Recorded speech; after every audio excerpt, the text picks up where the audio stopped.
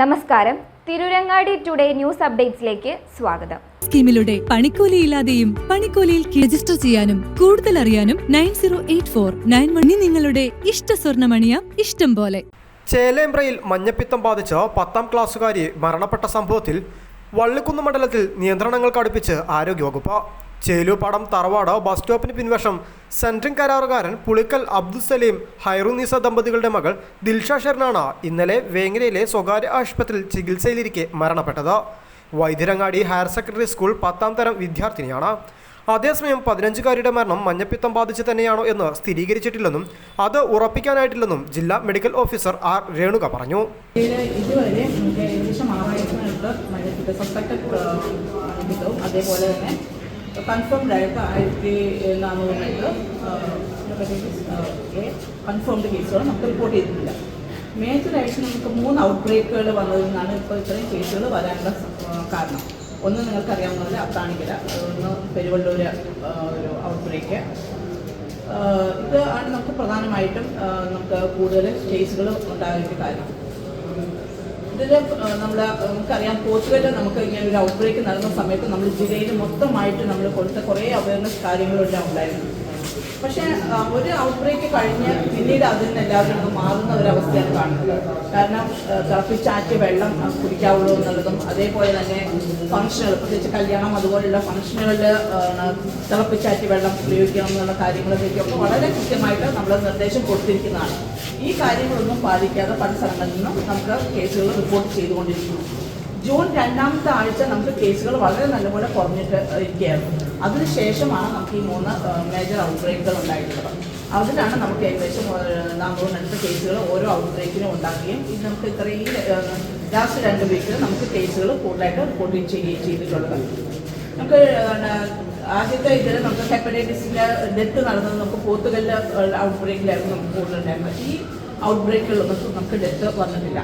കഴിഞ്ഞ ദിവസം ഉണ്ടായിരുന്ന 15 വയസ്സുള്ള കുട്ടിയുടെ ഡെത്ത് നമുക്കുള്ളത് സംശയാസ്പദമായ ഇതെന്നേ പറയാൻ കഴിയുള്ളൂ. പക്ഷേ അത് നമ്മളുടെ ഇതിൽ നോക്കിയതിന് ശേഷം വളരെ ഷോർട്ട് പീരീഡ് 3 ദിവസത്തിനുള്ളിൽ ഡെത്തായ ഒരു ഇതാണ് കണ്ടേക്കുന്നത്.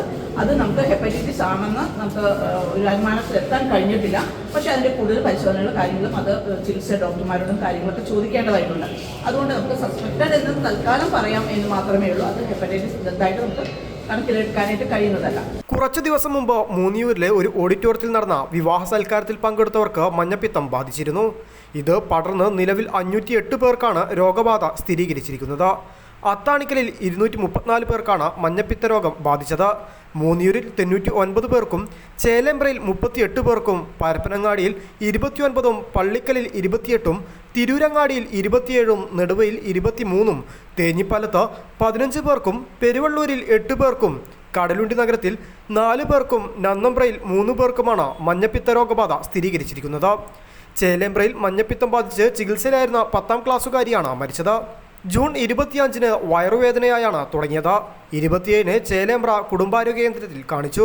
28 MM ഹോസ്പിറ്റൽ രാമനാട്ടുകരയിൽ കാണിച്ചു.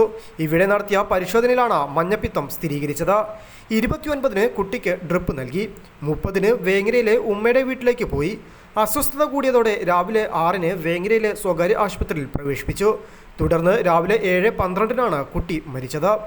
അതേസമയം മഞ്ഞപ്പിത്ത ബാധയേറ്റ് 15-കാരി മരണപ്പെട്ട സാഹചര്യത്തിൽ ഇന്നലെ വൈകിട്ട് പി അബ്ദുൽ ഹമീദ് മാസ്റ്റർ MLA-യുടെ അധ്യക്ഷതയിൽ അടിയന്തര യോഗം ചേർന്നു. യോഗത്തിൽ കടുത്ത നടപടിയിലേക്ക് ആരോഗ്യവകുപ്പ് പോവേണ്ട സാഹചര്യമാണ് മണ്ഡലത്തിൽ ഉള്ളതെന്ന് ജില്ലാ മെഡിക്കൽ വിഭാഗം അറിയിച്ചു.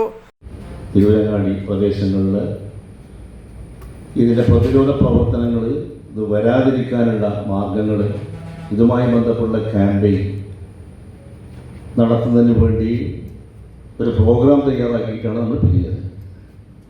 ആ പ്രവർത്തനം നടന്നുകൊണ്ടിരിക്കുന്നത്. അപ്പോഴാണ് ഈ ഒരു വാർത്ത കേട്ടത്. അപ്പോൾ ഇത് നമ്മളെ സംബന്ധിച്ചിടത്തോളം ആശങ്കപ്പെടുത്തുന്നത്. നമ്മളെ സംബന്ധിച്ചിടത്തോളം ഇത് നമ്മൾ ഒരു ഭാഗത്ത് പ്രതിരോധ പ്രവർത്തനങ്ങൾ ഭംഗിയായി നമ്മൾ നടത്താൻ വേണ്ടി തീരുമാനിച്ചു. അതേസമയത്ത് ഇതുപോലെയുള്ള മരണം റിപ്പോർട്ട് ചെയ്യുമ്പോൾ നമുക്കെല്ലാവർക്കും ഉണ്ടാകുന്നത് പോലെയുള്ള ഒരു ആശങ്ക നാട്ടിലുടനീളമുണ്ട്. അപ്പോൾ ഞാനിന്ന് ആ മരണപ്പെട്ട വീട്ടിൽ ചെന്നപ്പോൾ തന്നെ എനിക്കത് ബോധ്യപ്പെട്ടു. അപ്പോൾ നമ്മൾ ഫലപ്രദമായിട്ടൊരു ഇടപെടൽ നമുക്ക് ഈ വിഷയത്തിൽ ആവശ്യമാണ്. ഫലപ്രദമായെന്ന് പറഞ്ഞാൽ നമ്മൾ സംസാരിച്ച് പോയാൽ പോരാ, നമ്മുടെ പ്രോഗ്രാം തയ്യാറാക്കി പോരാ. ആ പ്രോഗ്രാം കൃത്യമായി നടക്കുന്നുണ്ട് എന്ന് നമ്മൾ ഉറപ്പുവരുത്തണം. നമ്മളെല്ലാവരും പറയാറുണ്ട്, രോഗം വന്ന് ചികിത്സിക്കുന്നതിനേക്കാളും കൂടുതൽ വരാതിരിക്കാനുള്ള കാര്യങ്ങൾ ആലോചിക്കണം, പ്രത്യേകിച്ച് വർഷക്കാരാണ്. പരിശോധിച്ചിട്ട് ഉറപ്പ് വരുത്തിയിട്ട് നമുക്ക് മറ്റ് അടുക്കളയിലേക്ക് പോകാവൂ. നമ്മൾ ഇടയ്ക്കിടയ്ക്കൊന്ന് പരിശോധിക്കണം. ഞാനത് കുറ്റപ്പെടുത്താൻ വേണ്ടി പറയുന്നത് പരിശോധിക്കുന്നില്ല എന്ന് ഞാൻ പറയുന്നില്ല. ഇതിനിപ്പോൾ സ്കൂൾ തലത്തിൽ കമ്മിറ്റി ഉണ്ട്, അതിൻ്റെ പുറത്ത് നമ്മുടെ ഫുഡ് സേഫ്റ്റി ഓഫീസർമാരുണ്ട്. ഏകദേശം 147 കുട്ടികൾക്ക് ഭക്ഷ്യവിഷബാധ, 40 കുട്ടികൾ ആശുപത്രിയിൽ. ഇതപ്പോൾ മറ്റു തരത്തിലേക്ക് നമ്മുടെ വിദ്യാലയങ്ങളിലേക്ക് പടരാതിരിക്കാനുള്ള ജാഗ്രത നമുക്ക് വേണ്ടേ? അപ്പം ഇത് ഒന്നുകൂടി ഒന്ന് തെര്യപ്പെടുത്തുക. പ്രത്യേകിച്ച് ഫീൽഡ് സ്റ്റാഫ്, ആരോഗ്യ വകുപ്പിൻ്റെ ഫീൽഡ് സ്റ്റാഫ് ഉണർന്ന് പ്രവർത്തിക്കാൻ തദ്ദേശ സ്വയംഭരണ സ്ഥാപനങ്ങൾ ആ ജാഗ്രതയ്ക്ക് നേതൃത്വം കൊടുക്കുമ്പോൾ എല്ലാവരും ഇതിൻ്റെ ഭാഗമായി നമ്മൾ കൂട്ടിപ്പിടിച്ചു കൊടുത്തതിനെ മുന്നോട്ട് പോകണം. ഇവിടെയുള്ള കുറവുകളെ സംബന്ധിച്ചിടത്തോളം ആരോഗ്യമന്ത്രിയുടെ സാന്നിധ്യത്തിൽ തന്നെ ഞാൻ സംസാരിച്ചിരുന്നു. നമുക്കറിയാം, ഒന്ന് നമ്മുടെ ലാബുകളുടെ ഒരു അപര്യാപ്തത,